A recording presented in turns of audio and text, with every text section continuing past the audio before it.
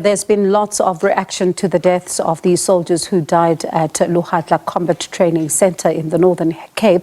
At the same time, the City Press is reporting that budget cuts are also having a serious impact on the army, resulting in some promotions reportedly being put on hold. Let's get a sense now of how things are looking on that front and speak to SA National Defence Union National Secretary, Advocate Pikkie. Greeff, thank you so much, Advocate, for your time this evening. Let's start with this first. A difficult time for the SANDF. I mean, 6 soldiers dying in that fire, while at the same time, they're still reeling from the 3 crew members who died when their vessel was swept off by the high swells. Your reaction? Absolute tragedy. You are at a loss for words.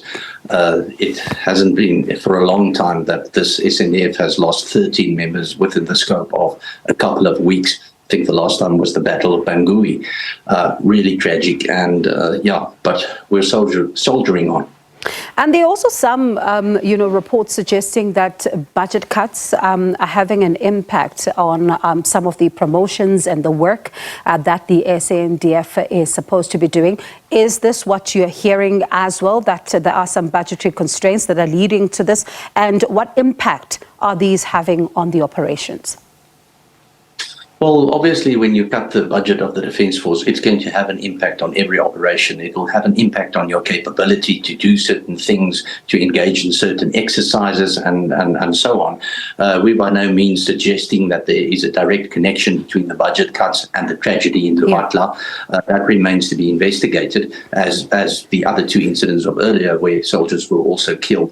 But the fact is, looking at the raw facts, when you cut the Defence Force budget, like we've been doing in South Africa over the past decade, year on year, you are going to have negative effects. And indeed, there's now been a stalling of promotion in the higher ranks. Of course, this leads to a lot of frustration amongst senior officers who've worked very hard to get where they are and who are now not going to get their promotion.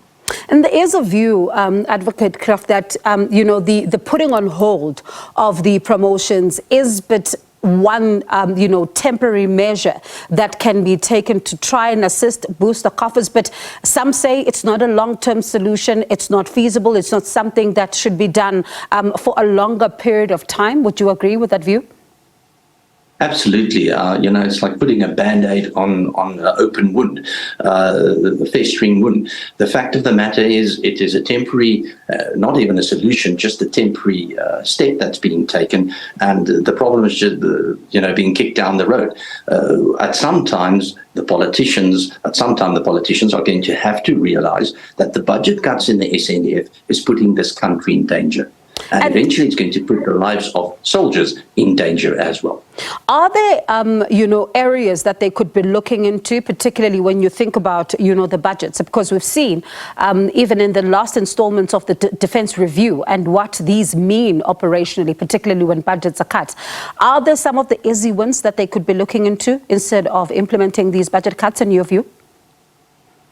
I don't think there's any easy solution. The solution to this problem is to increase the defence budget. Or the other alternative to not increasing the defence budget, if you want to keep on cutting it, is then you should cut down on your expectations from what you require of the Defence Force to do. In other words, less deployments, come back from the DRC, don't do international deployments in Mozambique, stop doing border deployments, stop helping out in unrest and looting and stuff like that, and crime combat. And now the question is this really what we expect? Do we really want to scale down the role of the SANDF and make it less effective because apparently we don't have the budget for that? Because that's the only alternative to increasing the budget.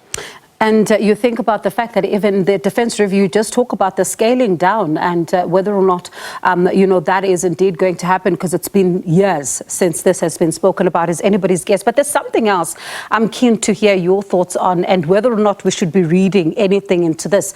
The gift of the givers, receiving a call, to assist in that combat training centre where the fire happened, and getting a call to say they need some supplies and all of that in order to be able to assist some 1,300 soldiers who've been impacted there. Should we be reading anything into that?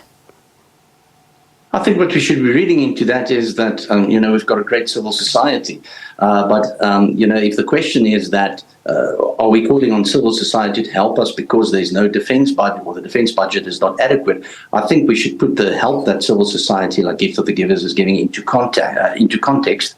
And that is quite simply that, some of these soldiers, over 1,000 of them, lost every single item of clothing that they had, their private clothes as well. All their toiletries is burned out and destroyed. So, there's a dire need. It's not as if they're going to go hungry or something of that sort. It's simply a question of getting the most basic needs to these individual soldiers. That's why the call was for clothes, toothbrushes, toiletries, and that kind of thing.